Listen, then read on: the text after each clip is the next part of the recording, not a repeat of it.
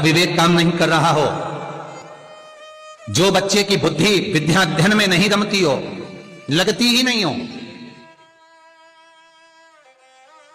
महाराज तांबे के कलश में जल लीजिए, उस जल में अक्षत के 7 दाने डाल लीजिए। तांबे के कलश में जल हो, जल में अक्षत के 7 दाने, ये जो 7 दाने अक्षत के आप डालेंगे, जो बच्चा पढ़ने में कमजोर हो, विद्या में कमजोर हो, या बुद्धि या विवेक से कमजोर हो, मैं उनके लिए भी कहूंगा जिनकी बुद्धि ही काम नहीं करती, जो मानसिक विकलांगता के प्रति,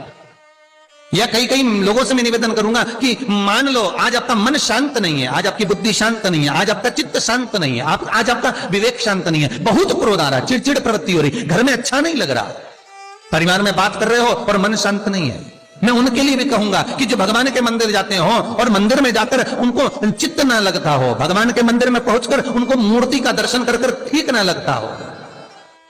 वहां पर भी उनको श्रेष्ठता नहीं लगती, उनके लिए भी कहूंगा चावल के 7 दाने जल के पात्र में डाल लीजिए और मात्र 5 पुष्प सफेद जल के पात्र में डाल लीजिए। दुर्वा के 3 बट, एक लंबी सी, यहां तो अभी दुर्वा नहीं है, पर एक लंबी सी जो दुर्वा होती है, दुर्वा में 3 गांठ पड़े, लंबी डंडी होगी तो 3 गांठ अपने आप आ जाएगी, 3 बट वाली दुर्वा उस जल के अंदर डाल लीजिए और शंकर के मंदिर में जाकर उस जल को समर्पित कर दीजिए। जल समर्पित करना है, ये वाला जो जल चढ़ाएंगे आप शंकर को, जैसे शिवलिंग सामने है और जल का पात्र अपने हाथ में है, तो उल्टा जल चढ़ाएंगे, ऐसे आपकी ओर मुख करा हुआ कलश भगवान शिवलिंग पर आप चढ़ाएंगे, उल्टा के बाद इस तरह से, ऐसे नहीं चढ़ाना है उसको, इस तरह से चढ़ाना अपनी। मात्र 15 से 20 मिनट में जिसकी चित्त वृत्ति रमती नहीं हो, शांत नहीं हो रही हो, बुद्धि चित्त ना लग रहा हो, 15 से 20 मिनट में अंतर आ जाएगा, आपका हृदय चित्त प्रसन्न होगा। और बच्चों से निवेदन है, विद्या में कमजोर है, जिनकी विवेकता विकलांगता की हो, बुद्धि काम ना कर रही हो, वो जल चढ़ाने के बाद कटोरी में वो जल झेल कर उस जल का पान करना प्रारंभ कर दीजिए महाराज। 5 दिन 7 दिन पियो, आपको खुद आराम लगना प्रारंभ होगा। भगवान शंकर पर रक्त चंदन चढ़ता है, भगवान शंकर पर पीला चंदन चढ़ता है, पर भगवान शंकर पर कंकु, फूंकू, रोली नहीं चढ़ता। क्यों? क्योंकि भगवान शंकर के चरण में जब चोट लगी, कुंदुक का प्रहार करते समय कुंदुक चरणों में जाकर गिरा, माता ने वर मांगा भोलेनाथ से, बाबा आपके तन पर जो आज ये रक्त देखा है कभी ना देखूं। शंकर भगवान ने वर दिया, आज के बाद मुझे रक्त ना चढ़े।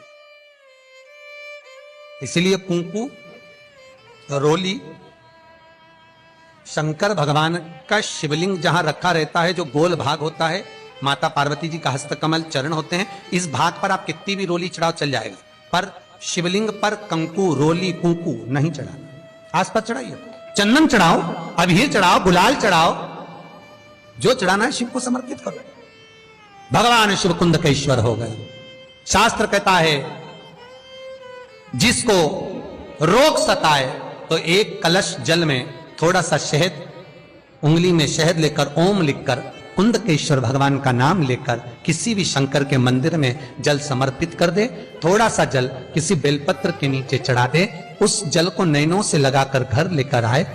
थोड़ा सा घर में लाकर घर के दरवाजे पर उसको जल से बिंदी लगा दे या त्रिपुंड बना दे, उस घर से रोग बीमारी दूर हो जाती है। साहब कुंदकेश्वर का नाम लेकर